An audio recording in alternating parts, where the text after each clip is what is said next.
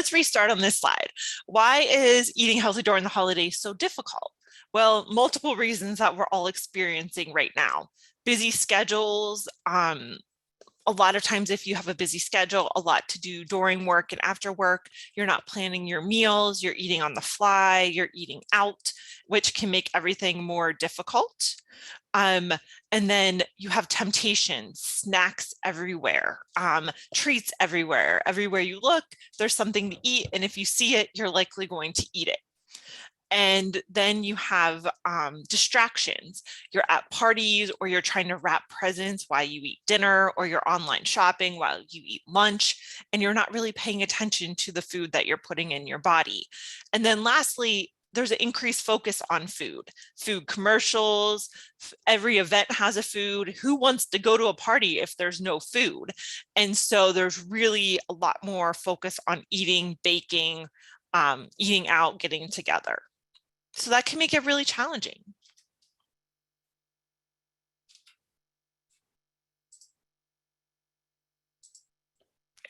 So how do you keep healthy in the holidays? Because as cute as these pugs are, nobody wants like a Christmas tree or a snowman body.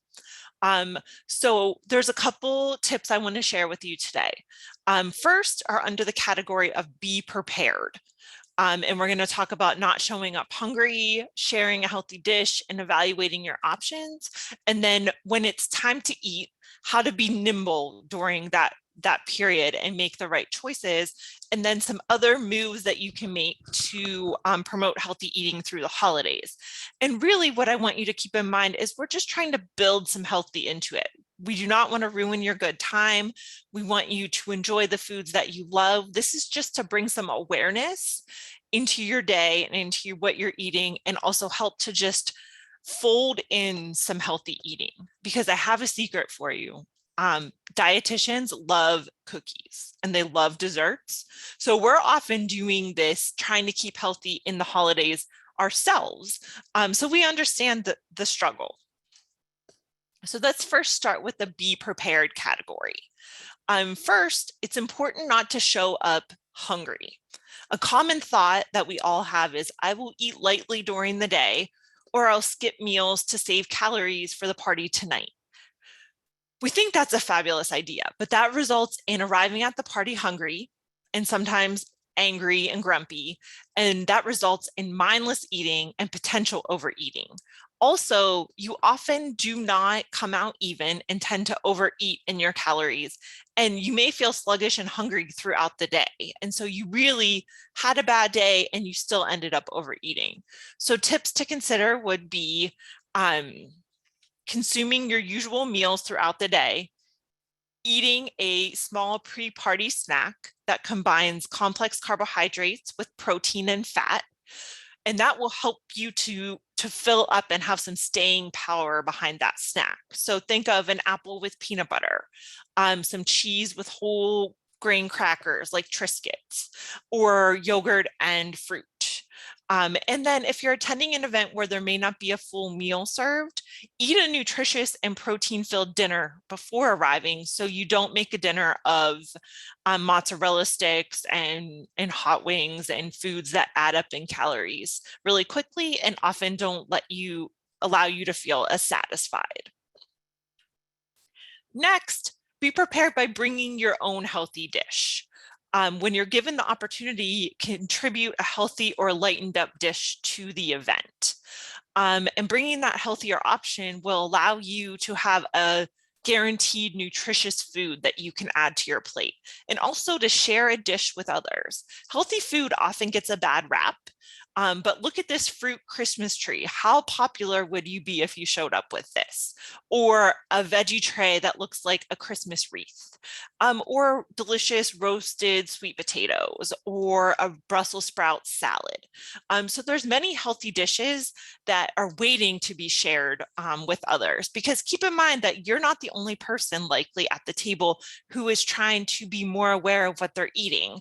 And they're probably seeking healthy choices as well. And so you may make a new friend by bringing a healthy dish to share. So don't be shy.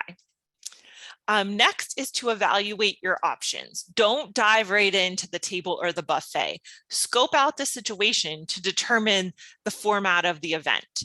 What kind of food is being served and how is it being served? Do they have past appetizers, a sit-down meal, a buffet?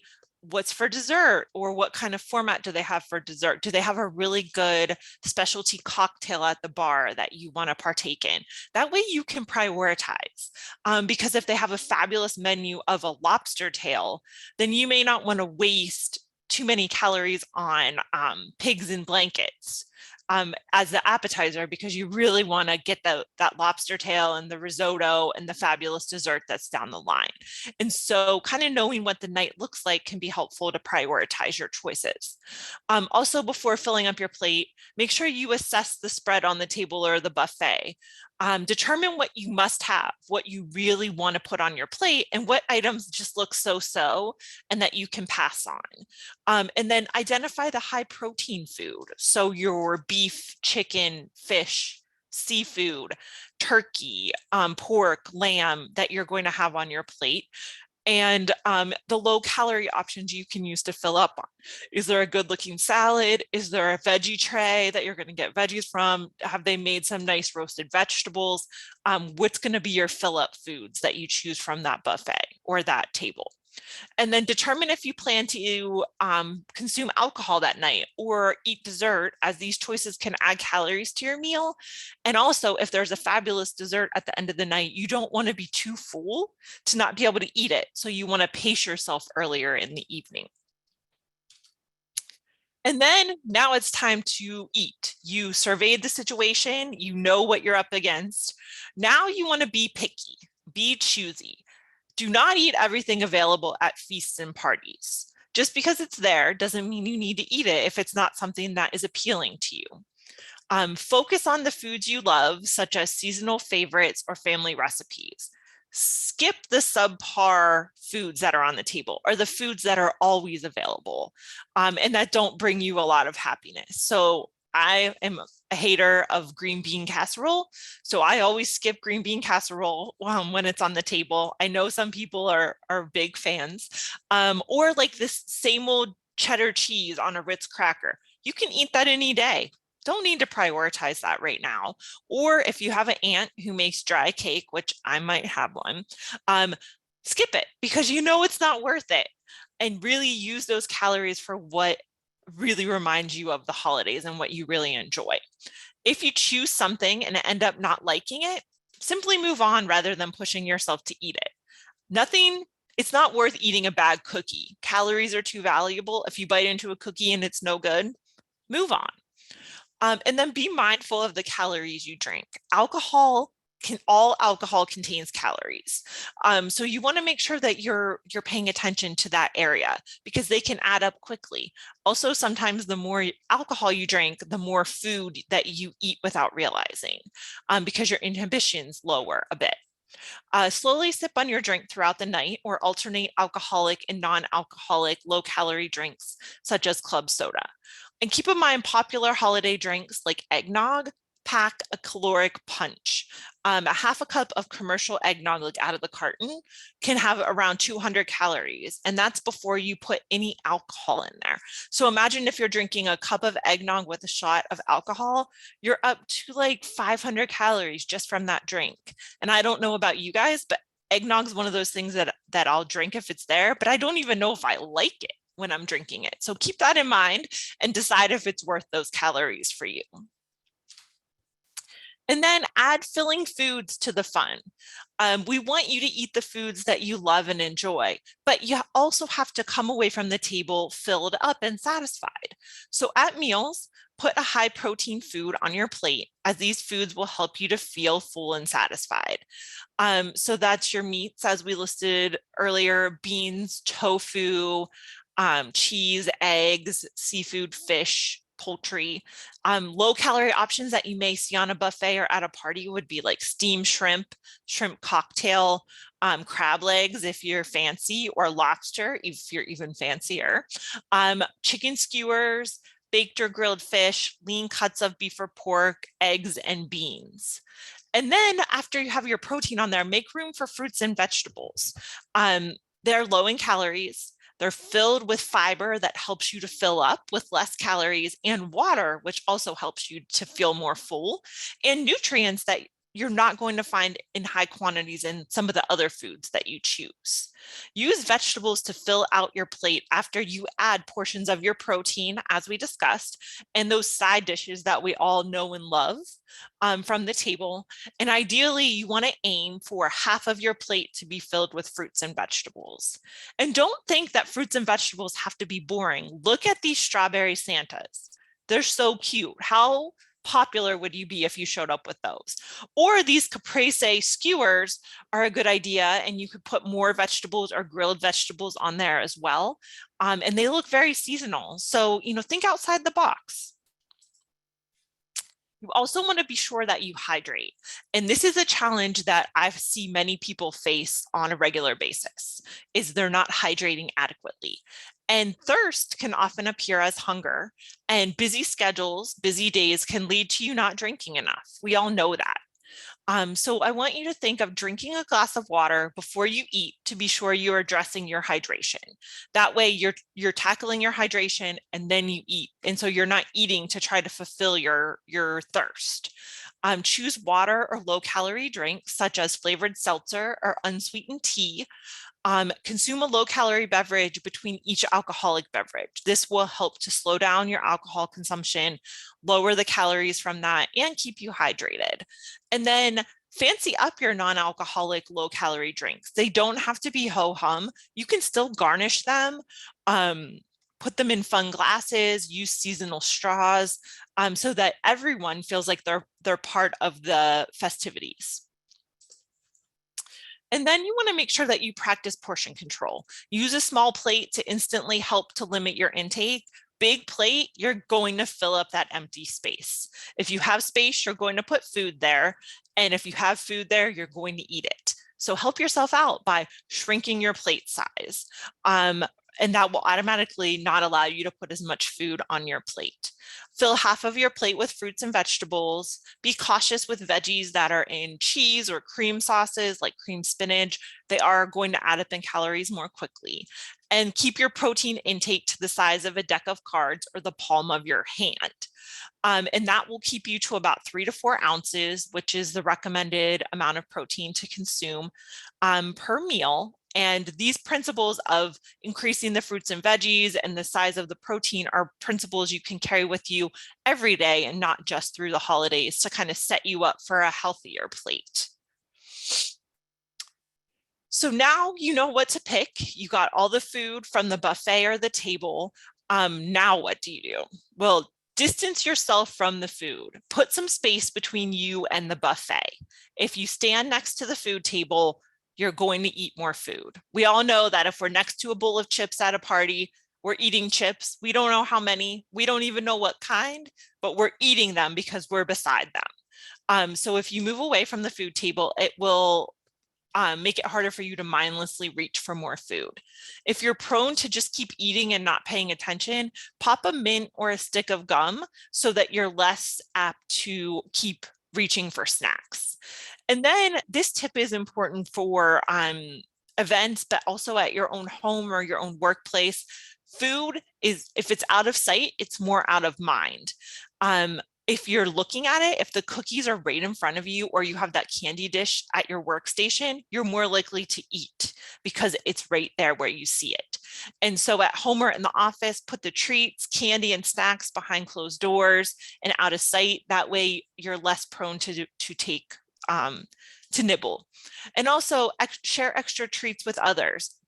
People love to bake. I don't want to take that fun away from you, but there's lots of neighbors and people around who would love to receive that shared gift. So don't be afraid to give them that and share the wealth. Also, this seems really simple, but I think we've all been there. We're at a cocktail party. We have a glass of wine, a plate of food. If you're a lady, you also have a purse you're trying to balance. And if you're me, you're wearing heels that are way too high for your coordination. And your food is, you want to eat, but you need your hand. So you put your plate on top of your wine glass and pray that none of it falls. How aware are you of that food you're eating if you're playing that balancing act? You're not. So set up your dining experience to enjoy your food and appreciate the food and drink and the company that you have. Use a plate rather than eating straight from the buffet or past appetizer trays, and sit down to eat and try to focus on the food you're eating. So find a place to sit, have your plate of food, and take it all in. And these tips will help to improve your mindfulness or awareness while you're eating and help you to avoid overeating, because there's that mental game between your stomach and your brain communicating. And so some of these tips help to increase that. And that leads us into wanting to make sure that you check your fullness level. Assess your hunger level before you eat. So before you go up to that buffet or you order your dinner or you fill your plate, how hungry are you? How much food do you feel like you need to feel satisfied? And then make sure that you're checking your hunger level as each course comes out. So if you're at a 3-course meal, check your hunger level each time a new plate of food comes in front of you.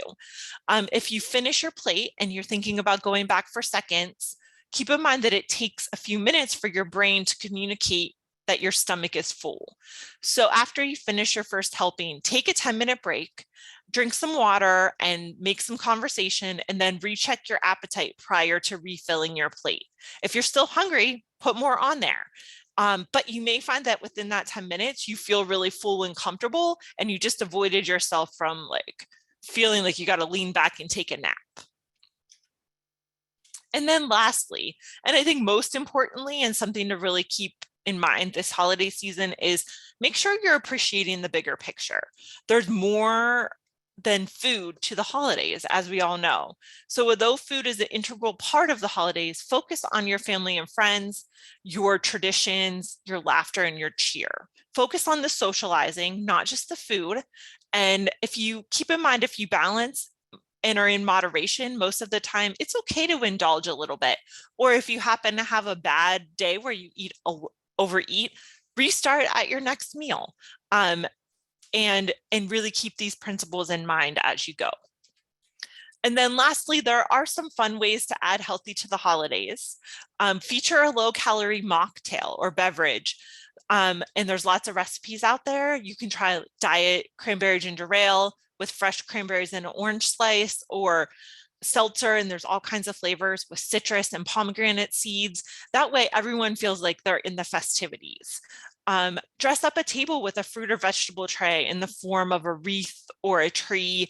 If you Google like festive holiday fruits and vegetables, there's all kinds of cute ideas. And those are good for adults and kids. Who doesn't want to eat a strawberry snowman? And then lastly, increase your exercise by planning an activity such as ice skating. I did that a few weeks ago. I use muscles I haven't used in a long time. So ice skating, a snowball fight, or a group walk to admire the holiday lights. That way you're building healthy into the event, and that can make some new memories as well. And then lastly, this is the featured recipe that was on the flyer for this month's event. It is a twice baked sweet potato. So it's a spin on your cheesy white twice baked potatoes, but it uses the holiday flavors of sweet potatoes and maple syrup and nutmeg. And so it's topped with crispy fried kale leaves, but you could also use like sage leaves as well. So very festive, but a lightened up version of a twice baked potato and a new spin that might just become your new holiday favorite. And then please, before we open it up for question and answers, keep in mind that our next session is coming up on Tuesday, January 18th by our one and only Nicole Franklin, who will be talking about the new year, new health goals, including meal preparation, and our featured recipe that Nicole will be making live on air is the egg and vegetable muffins that you can see here that can be prepared in advance and used throughout the week. So please join us for that. And then we'll turn it over to Susie for question and answer. Yay. Thank you so much, Valaree. That was fantastic. Full of great ideas and fantastic photographs. Those strawberry Santas Oh my I gosh, know, I'm right? hungry. We did have a couple of questions that came through. One question is, what are some easy, healthy snacks and small meals to eat during the holiday season? Yeah, that's a great question. I think for busy people, don't underestimate picking up something like a protein shake or a protein bar, especially if you're on the run a lot. Also, foods like some cheese and crackers and an apple, or some vegetables and hummus. Also a big fan of sandwiches on a busy schedule. So a peanut butter and jelly on whole grain bread, or a turkey and cheese wrap with vegetables on a tortilla. That way you're getting in your carbohydrates, your protein, and some fruits or vegetables in the mix. Also things like trail mix or nuts are great grab and go small meals or snacks to keep you going during these busy times. Great suggestions. Thank you. Another question that came through is any tips for healthier holiday baking? Yes, that's a great question. And I think you can Google all kinds of healthy recipes, healthy holiday baking recipes.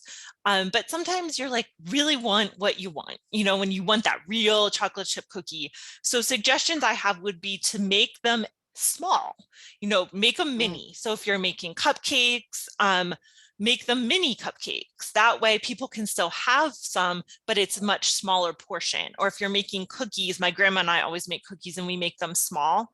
She says so she can eat more of them, but I say it's because we're trying to portion control. You can also think about doing desserts like baked fruit, like baked apples give you the best part of the apple pie, which is the cinnamony apples without the crust. Or things like poached pears can look very dramatic and fancy, but be a really healthy spin on a dessert. What about adding like whole wheat flour to some of your recipes? How do you feel about that? I think that's a great idea. And I think, Susie, you tell me, I think you do a little more baking than I do, but I think that sometimes it's good to substitute some whole wheat flour, not do a one-for-one substitute to get some healthy in there, but also keep the texture more normal. Yeah, I would agree. Mm-hmm. So you can do some swaps. I think swapping for some of the ingredients is good because you still keep some of the normal like constitution of the dessert. Versus if you've ever had someone who made a cake who used applesauce and whole wheat flour, you're like, this is missing all the things, So think about doing like a one swap, or like swapping out half. Good idea. Good idea. Good idea. Okay, our last question is, what are healthier foods that can be gifted during the holiday season? That's a great question. And I know a lot of us, we either receive food gifts or we want to give food gifts. And we always think, let's give cookies or let's give candy. But it can be hard, especially if you're trying to gift to someone who is trying to have a healthier lifestyle. And so things to think about would be like homemade jams or jellies. Or home canned fruit. I know that my family cans really amazing peaches that make great gifts. Or you can also find recipes for vinegars that you flavor with different ingredients. So that's a great gift because people can use that for making dressings or for cooking, and those last for quite some time. Also, if you're really good at making salsa, and then you can think about things like spice nuts, trail mixes with your own blend and kind of give it a fun name. Also things like chocolate dipped fruit. You can dip dried apricots in dark chocolate, and that's a very elegant treat that has a healthier spin to it as well. I just made a goat cheese log. I crushed up a bunch of nuts and chopped up some parsley and then rolled the goat cheese log in that and gave that to my neighbors. Oh, that would be perfect. You put some crackers with that, they're going to think you're really fancy. That sounds great. Any other questions, Susie? I think that may be it. Okay. Well, great. Well, thank you all so much for joining us today. And please join Nicole on January 18th for our next session. And we appreciate your time and happy holidays to everybody. Thank you, everyone. Thank you. Happy holidays.